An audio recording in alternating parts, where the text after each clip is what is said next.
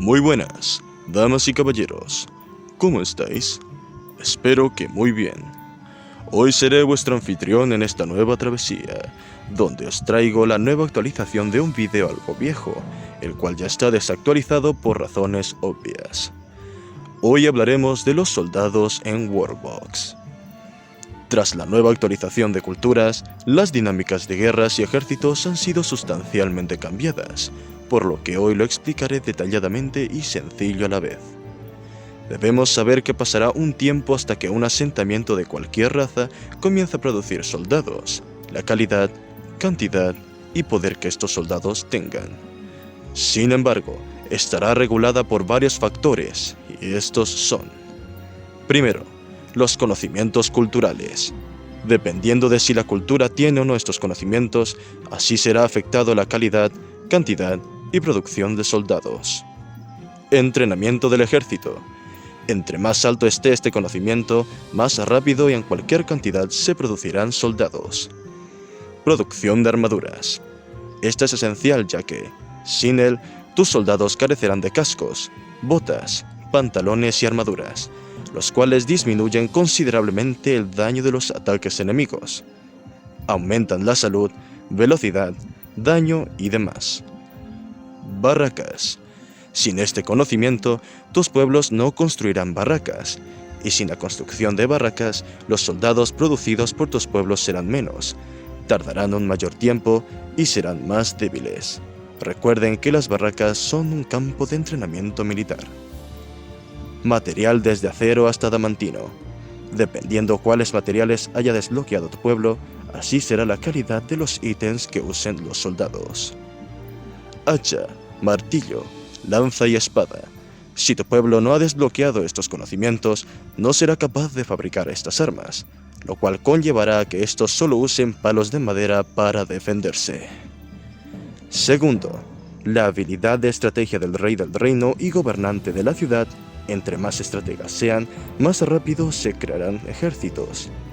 También en eso influyen los recursos y el desarrollo de la villa, es decir, cómo está su economía e inventario, ya que muchos soldados harán que la economía de la villa se arruine, ya que estos son como los mendigos que no trabajan, y por si fuera poco, si se les paga, lo cual es hecho con los impuestos que se les aplican a los civiles. Tercero, que el general de su ejército tenga alta la estadística de estrategia, ya que esta influye cómo las tropas se comportan en el campo de batalla. Sabiendo esto, pasaré a explicar cómo se clasifican y qué hacen cada uno de sus integrantes. Primero, unidades de emergencia o civiles. Si bien esto fue retirado en la actualización actual, antes los civiles podían luchar contra ejércitos enemigos cuando se quedaban sin tropas. Ahora no. Y pues estas unidades se pueden convertir en soldados profesionales con el tiempo. Esto depende mucho en si tienen otros roles. Segundo, soldados. Estos son el pilar del ejército. Tienen armas de mediana calidad y en su mayoría son entrenados en los campos de entrenamiento. Poseen usualmente una armadura y cualidades mejores que cualquier civil. Cuando no hay guerras, siempre estarán siguiendo al comandante del ejército de un lado a otro y no suelen hacer nada más. Cuando hay conflictos, siguen a su comandante hacia el campo de batalla, ya sea introduciéndose en botes o terrestremente. Si matan a un enemigo y tienen una mejor arma que la de ellos, la tomarán. También si alguien en su villa muere, su arma pasará al inventario de la aldea donde puede ser resignada a alguien. Usualmente usan una formación en la que defienden con arqueros y atacan con su comandante y caballeros con espadas o hachas. Cabe destacar que según sus estrategias y personalidad pueden tener un mejor desempeño. Si una ciudad se queda sin soldados, será presa fácil de otros reinos. Tercero, comandantes. Estos se destacan por llevar un estandarte que en la mayoría de casos tienen el color del reino. Además, tienen buen equipamiento, no el mejor, pero sí destacable.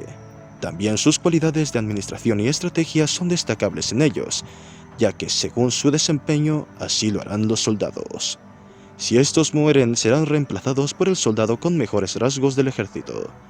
Mientras no hay conflictos, estos se mantienen quietos y todos los soldados los siguen de un lado a otro.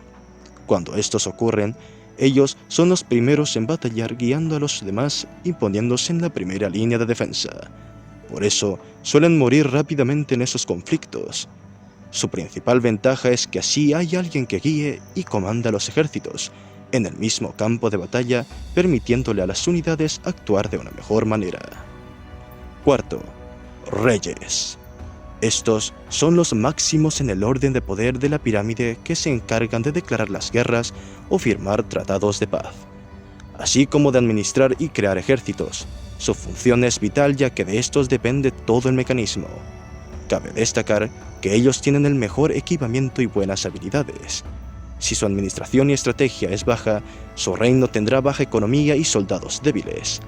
Entre más alta su estrategia, más rápido y fuerte se producirán los soldados, y tendrán más probabilidad de éxito. Entre más capacidad de administración, menos rebeliones habrán, y mayor progreso y estabilidad tendrá el reino. Dependiendo del humor o personalidad del rey, ocurrirán guerras o rebeliones. Por ejemplo, un rey enojado tiene mayor probabilidad de declarar la guerra que uno que está feliz, y uno triste tiene más posibilidades de afrontar rebeliones. Por eso, es primordial que los reyes tengan su comida favorita, para que estén felices y puedan así administrar de una buena manera al ejército. Resalto que estos pelean a muerte cuando no quedan soldados, junto con los líderes de la ciudad. Ahora explicaré cómo funcionan las guerras y tratados de paz. Primero, ataques e invasiones. Cuando un rey le declare la guerra a otro, su ejército será guiado por el comandante hacia el campo de batalla, ya sea de forma marítima o terrestre. Serán enviadas varias ráfagas de soldados guiados por su comandante, hasta que alguno de los dos reinos se quede sin ejércitos y sea eliminado o anexado.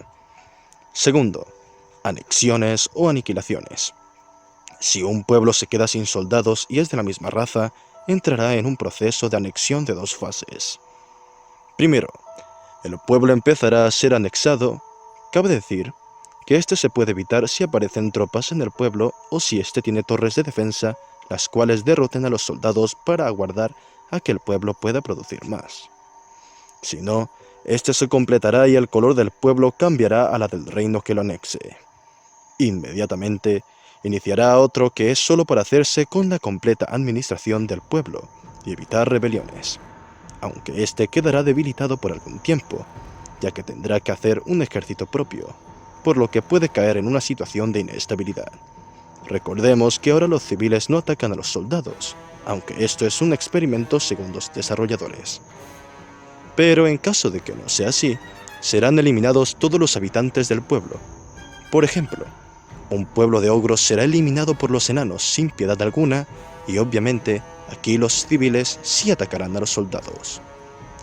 Terceros, tratados de paz.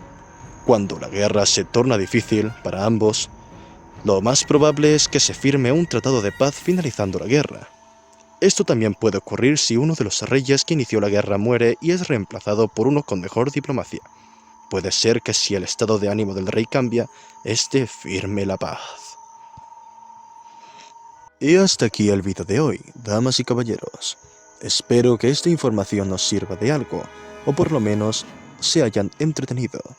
No olviden suscribirse al canal de nuestro querido Juan Diego para más contenido de este estilo. Sin nada más que decir, arrivederci.